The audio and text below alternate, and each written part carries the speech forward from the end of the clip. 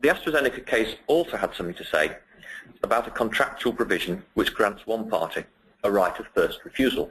In this case, AstraZeneca produced a substance called propofol, which was the active ingredient in its Diprivan anaesthetic, and it agreed that if it stopped producing propofol, then Albemarle would have, quote, the first opportunity and right of refusal to supply propofol to AstraZeneca under mutually acceptable terms and conditions.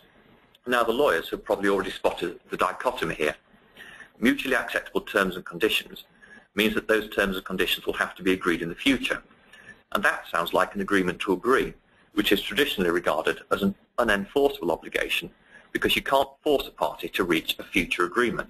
But if that's correct, then what contractual right does the first opportunity and right of refusal actually convey? AstraZeneca went straight for this point and argued that the provision, at most, meant that it had to give Albemarle an opportunity to negotiate a contract with it on mutually acceptable terms. When AstraZeneca decided to stop producing propofol and buy it in, it did invite Albemarle to participate in its tender process, but it viewed Albemarle's price as too high and decided to award the supply contract to a competing supplier.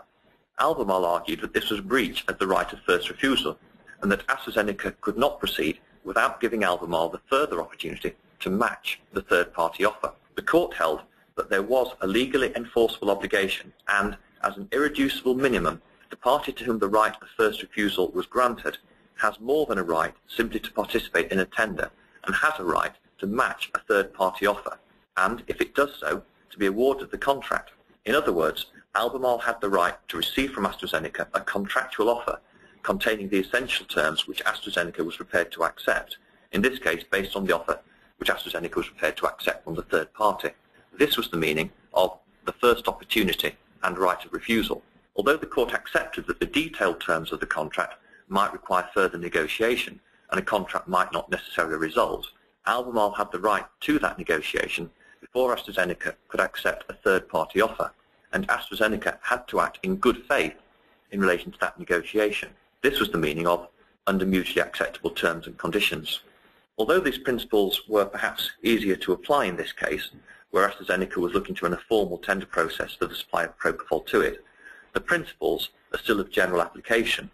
Parties granting such rights of first refusal therefore need to be aware that the likelihood of the obligation this entails being simply one of good faith negotiation with no contractually binding element is unlikely to hold good following the AstraZeneca case. And so, if a good faith negotiation is all that's intended, then that needs to be expressly stated.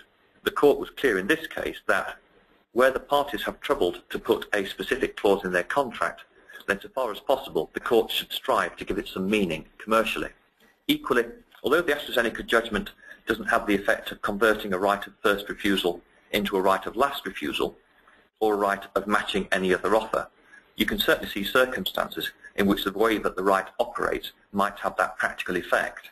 And so again, if that's not what's intended, best practice should now be to prescribe the limitations on the right of first refusal and to exclude both matching rights and a right of last refusal. Certainly, in the AstraZeneca case, the effect was that Albemarle had both an opportunity to put in its own offer, on spec if you like, and also a second right to match the potential winning bidder's offer, backed by the disclosure to it of the essential terms of that offer.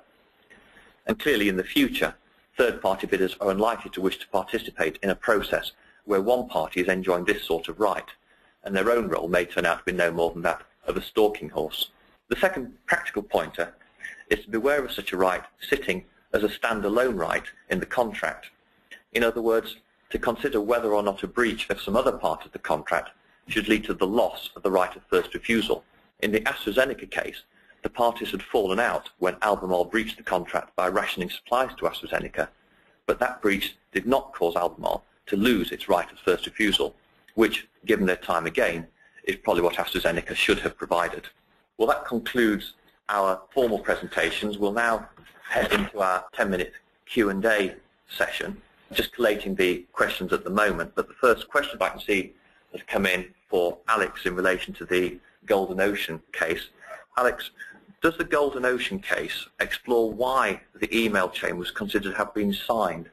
In other words, what's the minimum requirement to constitute a signature in an email context? Okay, thanks for this. Just to refresh your memories because we've covered a lot of ground today, the Statute of Fraud 1677 states under Section 4 that a guarantee will only be enforceable if it is in writing and if it is signed by the person making the guarantee. And the question I've been asked is if the judgment explores the topic of signatures in an email context. Now, obviously, in the case of Golden Ocean, the guarantee was in writing. It was set out in an email exchange. So the question turns on whether the email was said to have been signed. Now, the Golden Ocean judgment doesn't provide an in-depth analysis of what constitutes a signature for the purposes of this case.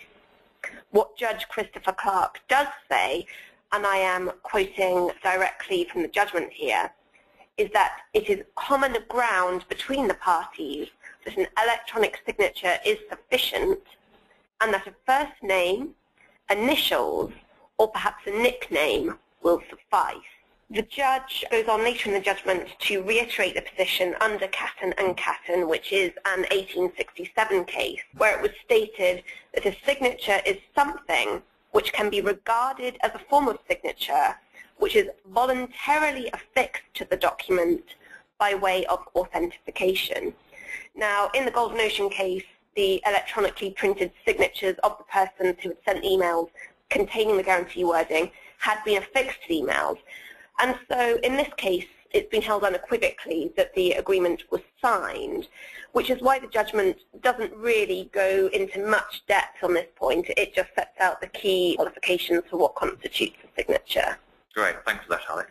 There's a question for Ed, and I suspect this is from somebody who was at our corresponding event last year when we talked about the Gold Group case. Ed, does Horn and commercial acceptances actually say something different from the Gold Group case in 2010 in terms of the principles related to a good faith obligation? Or is it basically an example of the application of the same principle? Certainly the two cases do relate to the interpretation of good faith once that's been expressly provided in contracts. However, I wouldn't say it's just a mere restatement of principles. If you were at the presentation last year, as you may know, that Gold Group was in relation to a development agreement between a developer and a freeholder. And under the agreement, they had the express term saying that the parties must act in good faith. As it happened afterwards, the developer wanted to change the pricing arrangement and basically the revenue sharing clauses within the agreement, which the freeholder understandably refused to do. The judge then decided that there was no breach of good faith and that he didn't agree to such changes, and so therefore there was no obligation to give up or negotiate away any express contractual rights which had been agreed. However, in the case of Horn and commercial acceptances, it was more of a looking at the state of minds of the parties involved, and as we've just sort of gone through the facts of the case, it was more that the judge found that there was no requirement for any dishonesty or even any bad faith to be had, rather than the actual conduct of the parties itself. In summary, for the Horn and commercial acceptances, the thing to take away is that it was not essential to establish the parties' intention or their understanding, but merely just to look at their conduct. Thanks for that. It does seem to be the case that we're seeing now a stream of cases which seem to be developing this sort of duty of good faith principle. I mean, 15, 20 years ago, I don't think it was something we particularly heard of in the UK. It was effectively coming in from the continent in some of the European directives. But are we now, and this is to pick up another question that we've had, moving towards some form of convergence, do you think, between what we've traditionally seen in contracts like insurance contracts, where you've got that duty of utmost good faith, towards a duty of good faith implying more or less the same sort of obligations, or are they still very much distinct? Yeah, the history of this is sort of embedded with insurance contracts, as you've sort of seen on the continent or in the US. With insurance contracts that you may come across, there's a utmost good faith clause included. And what that essentially means is that there needs to be full and complete disclosure under the policy. So if, for instance, someone is taking out health insurance, then they'd need to disclose that there's been past problems with someone's health or maybe a family history as such. And yes, there has been some commentary in public policy to sort of say that we're maybe moving away from this sort of strict rule, but for that to actually come about, we are yet to see within the court itself. If utmost good faith was included as a contractual term, then it may be more that the courts look at how they would interpret such a clause rather than any sort of remedy involved, and whereas the utmost good faith breach in an insurance contract would render the insurance policy void, might not be a case simply in that on contractual obligations outside of the insurance world. Yeah. So at the moment, we're certainly still seeing clear blue water between the two expressions. Yeah, presently, yes. Great. And Alex, one question I can see coming for you, which is a slight divergence, I think, from the exact topic of your presentation, but related to it, which is the status of email disclaimers, that if there's an email disclaimer which effectively says this email cannot constitute or form part of a contract, what's the effectiveness of that? Is that completely effective on those terms, or is there a bit more to it than that?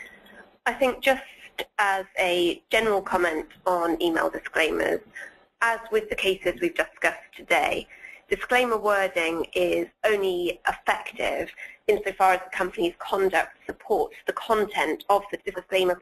In other words, much like the presumption subject to contract, the email disclaimer creates a strong presumption that an agreement is not intended and is not in place.